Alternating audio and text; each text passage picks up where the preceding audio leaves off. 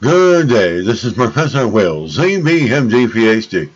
It's Tuesday, January 18, 2022. It is 5:19 and 34 seconds, a.m. Eastern Standard Time. Today's research, pathogenic Aspergillus. So let's hop to it here. Compost is a major source of pathogenic Aspergillus spores. Study suggests. Date January 13, 2022. Source, American Society for Microbiology.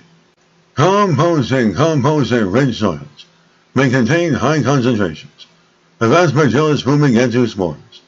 A new study has found 14% of Aspergillus fumigentus isolates culture from garden soils were resistant to an agricultural triazole antifungal drug, tabuconazole. Tabuconazole resistance confers resistance to medical triazoles that are used to treat aspergillosis, a lung infection that can be serious, which results from inhalation of Aspergillus fumigentus spores. The research suggests that handling compost presents a public health risk when individuals are exposed to large numbers of aerosolized spores, and raises questions whether compost bags should carry additional health warnings, whether compost should be sterilized before shipping, and whether individuals should be advised to wear face masks when handling compost. A novel aspect of this study is that the soil samples, 509 of them, were collected from their gardens by 249 citizen scientists. The samples were collected on the same day, June 21st, 2019. From these, the investigators cultured 5,174 isolates of Aspergillus fumigentus, and many of these Aspergillus fumigentus isolates contain polymorphisms in the CYP51A gene, which is frequently associated with triazole resistance.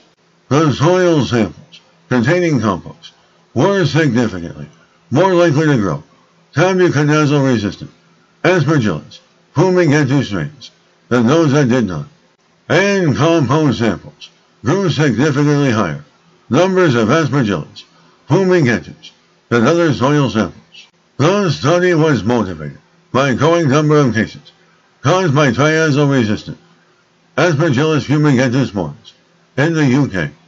An estimated 185,000 plus people in the UK live with aspergillosis, with conditions ranging from severe hypersensitization, fungal asthma, and chronic colonization or invasion of the lungs that can disseminate to other organs, including the brain. The chronic forms of aspergillosis are life-limiting and difficult to treat, and invasive infections have mortality rates of between 40 and 70%, and higher if infected with triazole-resistant Aspergillus fumigentus.